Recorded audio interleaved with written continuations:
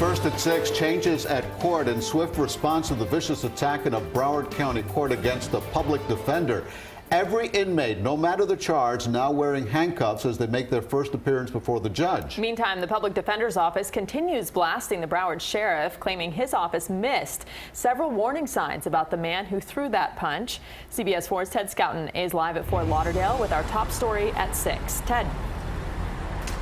Rudabeh and Elliott, both the sheriff and the public defender, both want effective security, but we are learning that they are approaching it in very different ways. And meanwhile, that man who punched the attorney, he was in court once again today.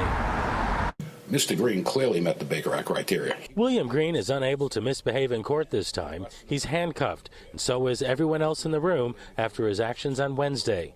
That's when we see him stand up and walk toward public defender Julie Chase, and with no warning, punch her in the head, knocking her to the ground. I'm doing okay. It was just a bit of a shock. I didn't expect it, but I'm doing okay.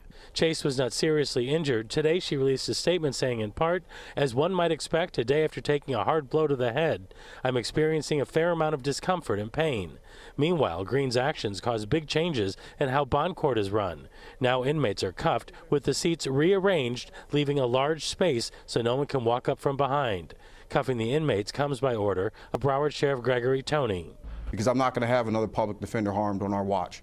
And so if that requires us to ensure that folks are handcuffed, if it ensures that we reduce the amount of people that are coming in at once before they have an opportunity to speak to the magistrate, we'll take those steps. The attorney who was hit is employed by public defender Howard Finkelstein. He says handcuffing inmates is not the answer. But the question here is, if it worked for 40 years and it didn't work yesterday, look at why it didn't work yesterday, and what you'll find is the police did it wrong from the get-go. He calls it a failure by deputies who did not alert anyone or provide proper security. Well, I think what you're going to find is that the detention deputies were chatting, some were eating cake, but they weren't focused on their job.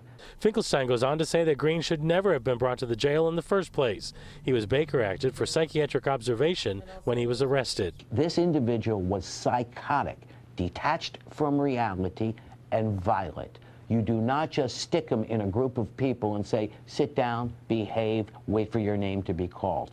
In her statement, Green discussed mental health in the court system, saying in part, if we do not take steps to prepare for such contact, the system fails in its duty to several parts of our community.